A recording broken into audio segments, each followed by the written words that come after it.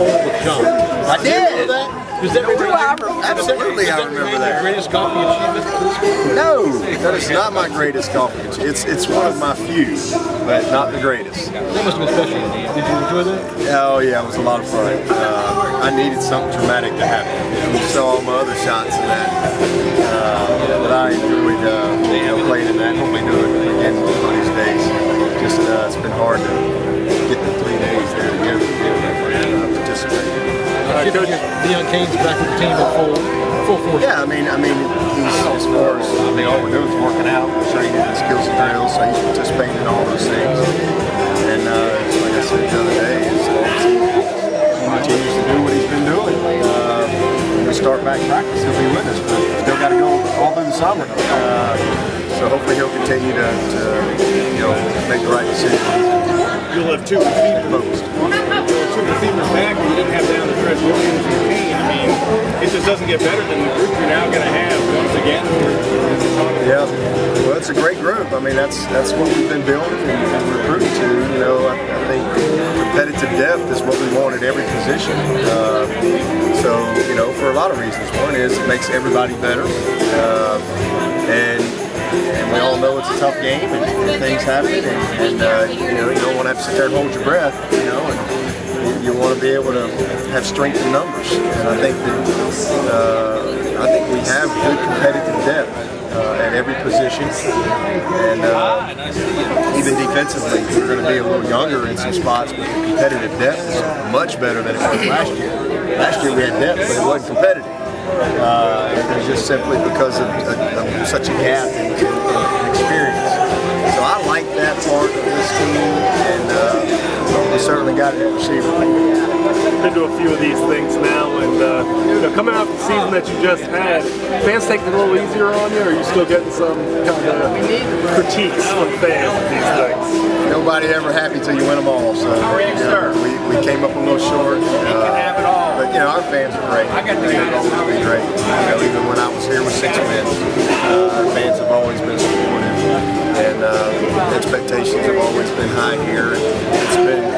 It's always a little more fun when you win more than you lose. That's for sure. We've been very fortunate to have some good seasons and build some stability and some consistency, and I think our fans appreciate that. That's for sure.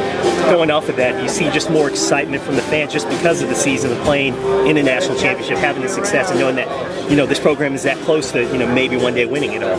Well, I think maybe just a little more validation as far as where we are as a program.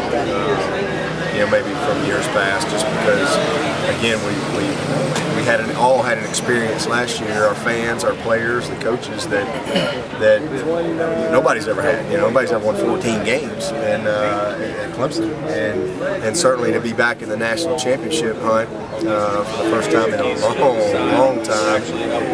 I think that was great for everybody, and it's definitely fueled our fan base, especially when some of the guys that are coming back, and you saw the performance last year, and it's just natural instinct to go, wow, okay, we did good last year, he certainly is going to do good this year. But that's not always the case. That's why as coaches we always talk about starting over, and you got to go prove it and earn it all over again. You've always been a big name, but after this last year, it's kind of like you're one of the biggest names in college football. Are you comfortable with that attention? Is that something that you can just turn into momentum for the program and notoriety? I don't really look at it that way. I mean, I just, it's not about me. It's about our program. It's about, as our program has success, the light gets brighter for everybody. Not just me, but I don't really seek that. That's just kind of a consequence, if you will, of having a successful program. But I just try to just stay focused on the things that matter, and stay dialed in on what we're trying to do, where we're trying, how we're trying to get there as a program. And I don't really get distracted by that stuff. I really don't. But I'm just getting older. That's really the biggest thing. I think as you get older, the other guys move on. It's like anything. It's like being a freshman. Eventually, you become a senior, and so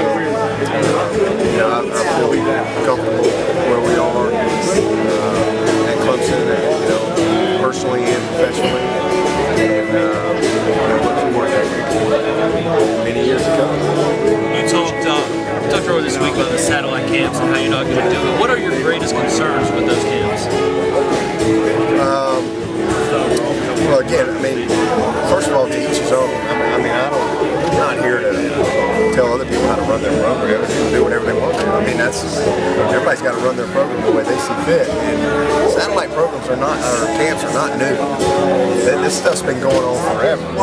It's just the ACC and SEC we've not participated in that. And so when the rule went national, and then it got revoked or whatever, now it's open to everybody. That doesn't change anything for us. Again, what other people want to do, that's their business. I mean, I'm going to run Clemson and focus on what we got to do, things that I believe in. So I would say that first and foremost, to each his own. But just as a whole, I'm very much against satellite games. Because I think as football coaches we should do everything that we possibly can do to keep our recruiting scholastic. You know, because we're the only sport left out there that is set up that way. You know, whereas all of our recruiting is done on our campus and on the high school campus. And I don't think it's good when you start getting third parties involved and things like that. You know, I think the other big thing for me is I don't know what people are doing with their time. I mean, my coaches are on the road for 5 weeks. 5 weeks every day. Like right now, Thursday the 12th, I've got all my coaches out at satellite camps. And they're watching football practice right now. So they're gone for 5 weeks. They can go anywhere they want to go. They're watching football practices.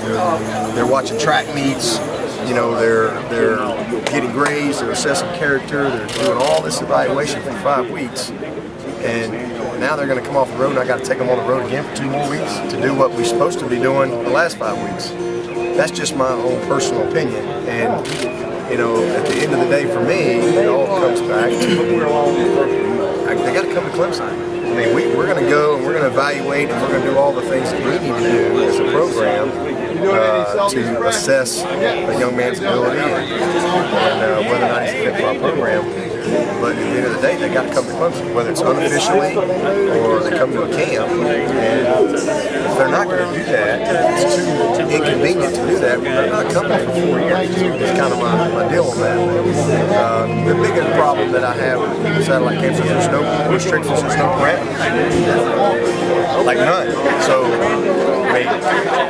I could go to South Beach and have a satellite camp and maybe have Beyonce perform at halftime or something. I mean, why not? Because there's no rules, there's no parameters, and so I just think that it's just one of those things that eventually people will get their arms around. But it doesn't affect us. I mean, we have 4,000 kids coming to camp. 4,000. We're very fortunate, very blessed. Not everybody is going to get that amount of kids on their campus, and I understand that, but everybody's getting evaluated, that's for sure, and especially in today's world. Looking forward to having our camps for a couple of weeks in June and coaching football. You know, that's what we do. That's why our camps have grown. We coach football. We don't do combine, we coach. And second grade up to senior. It's a lot of fun to be a part of it. What are your thoughts on the ACC instituting the instant replay deal back in Greensboro? Collaborative deal, kind of the home base, if you will. You know, I think it's fine. I mean, we're all for it as coaches. And I think at the end of the day, you just want to get it right. I think anything's really changing drastically because everybody still has replay at the site.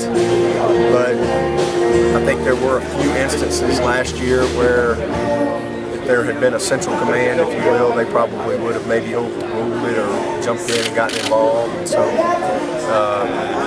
we'll see how it goes. But I think the main thing is just get it right. I think that's the biggest thing. So it's just an effort to try to do just that.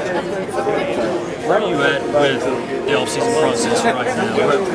Kids on campus? They came back yesterday, and today and tomorrow we're still called discretionary time. But we start full ball on Monday. So Monday we'll start our mandatory 100% off-season program, and all of them will be there.